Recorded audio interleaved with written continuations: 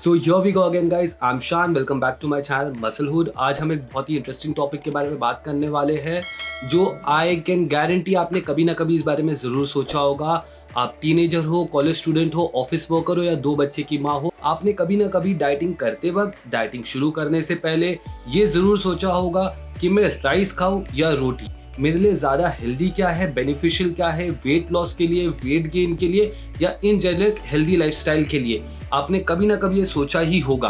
तो आज बस इसी सवाल का जवाब मैं लेके आया हूँ आपके लिए इस इंटरेस्टिंग से वीडियो में। इसका जवाब जानने के लिए वीडियो को एंड तक देखिए। तो चलिए वीडियो शुरू करते हैं।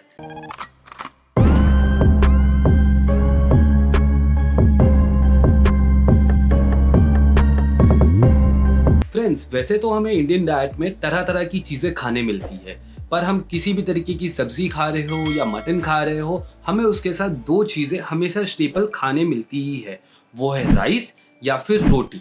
अगर हम इसमें देखना चाहें कि हमारे लिए बेटर क्या है, तो सबसे पहले हमें देखना पड़ेगा कि न्यूट्रिशन वाइज दोनों में कौन बेहतर है। तो अगर हम राइस को कंपेयर करें रोटी से, तो सबसे पहले हमें पता चलता है कि प्रोटीन के मामले में 100 ग्राम बॉइल्ड राइस के अंदर 2.7 ग्राम ऑफ प्रोटीन होता है, जबकि अगर हम उसे कंपेयर करें 100 ग्राम कुक्ड रोटी के साथ, तो रोटी के अंदर 7.9 ग्राम प्रोटीन होता है। तो प्रोटीन के मामले में डेफिनेटली रोटी राइस को हरा देती है।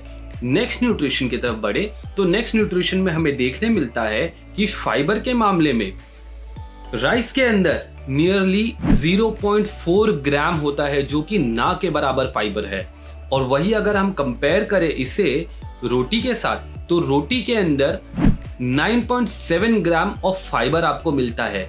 याद रखिएगा गाइस, ये कम या ज्यादा भी हो सकता है, थोड़ा सा depending upon the quality of rice या फिर क्वालिटी ऑफ व्हीट जो हम यूज कर रहे हैं पकाने के लिए। अगर हम नेक्स्ट न्यूट्रिशन की तरफ बढ़े तो नेक्स्ट न्यूट्रिशन में हम देखते हैं कि दोनों में फैट कितना है। अगर हम कंपेयर करें राइस में, तो राइस में सिर्फ 0.3 ग्राम ऑफ फैट है, जबकि हम रोटी को पकाने के समय इसमें ऑयल यूज करते हैं। तो उस ऑयल की वजह से रोटी में somewhere around 9 gram to 10 gram of fat आ जाता है। इस फैट से घबराइएगा नहीं, फैट से उतना वजन बढ़ने का तकलीफ नहीं होता है जितना कि कार्बोहाइड्रेट से होता है। ये मैं आपको आगे एक्सप्लेन करता हूँ। अगर हम बाकी के न्यूट्रिशन भी कंपेयर करें, जैसे कि सोडियम, पोटेशियम, आयरन और कैल्शियम, उसमें भी रोटी राइस से बहुत ज्यादा आगे है। नियरली आपको same amount of nutrition rice से पाने के लिए 3 गुना राइस खाना पड़ेगा। तो बढ़ते हैं हमारे लास्ट न्यूट्रिशनल एलिमेंट की तरफ। अगर हम कार्बोहाइड्रेट देखें तो 100 ग्राम राइस के अंदर 28 ग्राम कार्बोहाइड्रेट होता है, जबकि अगर हम रोटी देखें तो उसके अंदर 48 ग्राम से 50 ग्राम तक का कार्बोहाइड्रेट हो सकता है। मैंने अभी आपको बताया कि कार्बोहाइड्रेट से वजन बढ़ने का ज़्यादा चांसेस होता है। तो इसका मतलब ये है क्या कि रोटी खाने से वजन बढ़ सकता है? हाँ भी और ना भी। रोटी खाने से हेल्दी वजन बढ़ेगा क्योंकि रोटी के अंदर प्रोटीन, फाइबर और बाकी के न्यूट्रिशन भी ज़्यादा है, लेकिन राइस के अंदर सिर्फ कार्बोहाइड्रेट है, तो उससे फैट बढ़ने का चांसेस ज़्यादा होता है। और सिर्फ कार्बोहाइड्रेट ही प्रॉब्लम नहीं है गाइस, राइस का ग्लाइसीमिक इंडेक्स भी बहुत हाई है।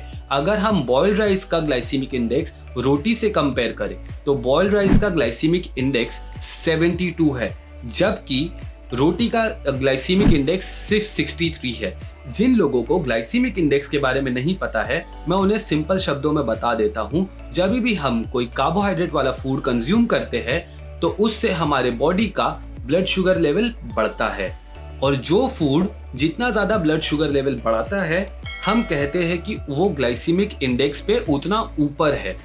तो राइस खाने से हमारा ब्लड शुगर लेवल ज़्यादा बढ़ता है। प्रॉब्लम ये है कि हायर ग्लाइसीमिक वैल्यू वाले फूड जैसे कि राइस जब हम खाते हैं, तो राइस एक साथ बहुत सारा कार्बोहाइड्रेट हमारे बॉडी में रिलीज कर देता है। हमारी बॉडी इतना सारा carbohydrate as a source of energy नहीं यूज कर पाती है, तो जो मेजॉरिटी ऑफ द कार्बोहाइड्रेट बच जाता है, हमारी बॉडी उस कार्बोहाइड्रेट को फैट में कन्वर्ट कर देती है। गाइस, बचे हुए कार्बोहाइड्रेट को जो हमारी बॉडी यूज नहीं कर पा रही है, उसे फैट में कन्वर्ट कर देती है, और फिर हमारे बॉडी में एज अ फैट डिपॉजिट कर देती है।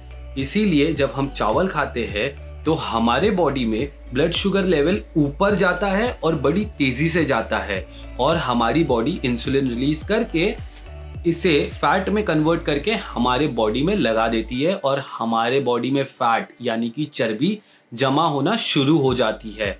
तो अब तक हमने देखा कि न्यूट्रिशन के मामले में रोटी ने चावल को हर जगह हरा दिया।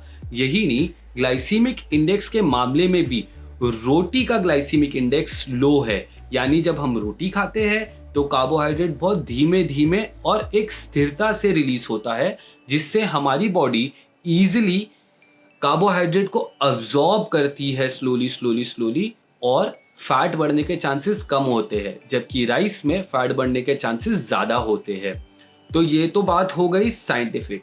एक मैं आपको अपने अनुभव की बात बताता हूँ। रोटी जो है वो सिर्फ न्यूट्रिशियस ही नहीं है, रोटी को बनाने में और खाने में भी मेहनत लगती है।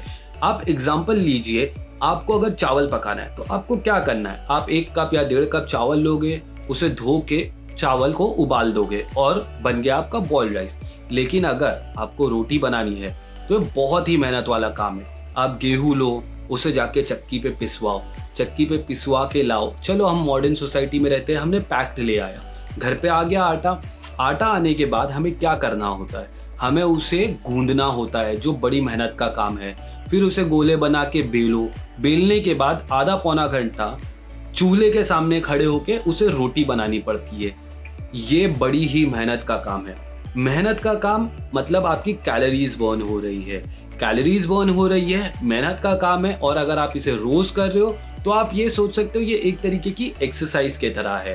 तो गाइज, रोटी बनाना बहुत मेहनत है और मेरे हिसाब से तो ये एक एक्सरसाइज ही है। अगर मैं दूसरी चीज़ की बात करूँ तो रोटी खाना भी एक मेहनत का काम है। चावल हम आसानी से खा सकते हैं, हमने चम्मच लिया, चावल खा लिया, एक हाथ से मोबाइल यूज़ कर रहे हैं, यूट्यूब सर्व कर रहे हैं, बातें कर रहे हैं और चावल खा लिया।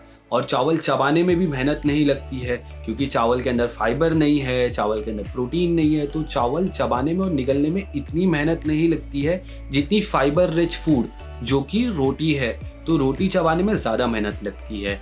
एग्जाम्पल देता हूँ गाइज, अगर आप के सामने 2 मछली रखी है, एक मछली में बहुत सारी हड्डी है और एक में हड्डी बिल्कुल नहीं है, आप कौन सी मछली पहले खा लोगे और बिना थके खा लोगे? बिना हड्डी वाली। उसी तरह रोटी चबाने में थोड़ी सी ज़्यादा मेहनत लगती है चावल के मुकाबले, थोड़ी सी, लेकिन साइकोलॉजिकली ये आपको जल्दी थका देता है। जबकि चावल आप 2 प्लेट 3 प्लेट भी खाने के बाद जब तक आपका पेट भर नहीं जाए पूरा, आप उतना नहीं थकोगे। रोटी खाते खाते थकने के चांसेस थोड़े ज़्यादा होते हैं चबा चबा के, इसलिए रोटी हम थोड़ी कम ही खा पाते हैं। तो ये 2 चीज़ है जो आपके दिमाग पे असर करती है और आपको ओवर ईटिंग से रोकती है गाइस। मैं नहीं बोल रहा हूँ कि आप रोटी कम खाओगे, पेट भरने तक नहीं खा पाओगे, आप पेट भरने तक खाओगे, लेकिन चावल में, क्योंकि चावल निगलना ईजी होता है, उसमें ओवर ईटिंग होने के ज़्यादा चांसेस होते हैं, रोटी में ओवर ईटिंग होने के कम चांसेस होते हैं गाइस। तो अभी तक हमने देखा कि रोटी ने चावल को न्यूट्रिशन में भी हरा दिया, ग्लाइसीमिक इंडेक्स में भी हरा दिया और साइकोलॉजिकली भी हरा दिया, और रोटी बनाना भी एक एक्सरसाइज है। तो क्या रोटी किंग है और चावल हर जगह हार जाता है, हमें चावल खाना छोड़ देना चाहिए? नहीं गाइस, चावल खाना हम नहीं छोड़ सकते। बहुत सारी वजह है इसकी। सबसे पहली वजह यह है कि चावल रोटी के मुकाबले थोड़ा चीप होता है, खरीदने में भी और बनाने की प्रोसेस में भी रोटी थोड़ी सी महंगी होती है। सेकेंड ऑफ ऑल, आज हमारी लाइफस्टाइल इतनी हेक्टिक हो गई है कि हमारे पास कभी कभी उतना टाइम नहीं होता कि घर में हम रोटी पका सके। थर्ड ये भी है कि हम बाहर ट्रैवल कर रहे हैं या हम स्टूडेंट हैं, हम हॉस्टल में रहते हैं, तो हो सके कि हमें रोटी अवेलेबल ना हो, तो हम क्या करें? तो मैं आपको बताता हूँ, अगर आपके पास कोई ऑप्शन नहीं है, आपको चावल खाना है, तो आप उस चावल के साथ सैलेड ज़रूर खाएं। किसी भी तरीके का सैलेड चलेगा गाइस। अगर उसके अंदर आप गाजर खा सकते हो, ककड़ी खा सकते हो या बीटरूट खा सकते हो, किसी भी तरीके की चीज़ जिसमें फाइबर हो, आप चावल के साथ खाएं। इसे खाने से चावल का ग्लाइसीमिक इंडेक्स नीचे आ जाएगा और चावल का कार्बोहाइड्रेट आपके बॉडी में इतने फास्ट रिलीज नहीं हो पाएगा, जिससे मोटापे के चांसेस थोड़े कम हो जाएंगे। लेकिन अगर आप दोनों टाइम रोटी खा सकते हो, मैं डेफिनेटली रेकमेंड करूंगा आप दोनों टाइम रोटी खाओ। अगर आप दोनों टाइम नहीं खा सकते हो तो एटलीस्ट रात को, हाँ गाइज, रात को आप डेफिनेटली रोटी ही खाएं।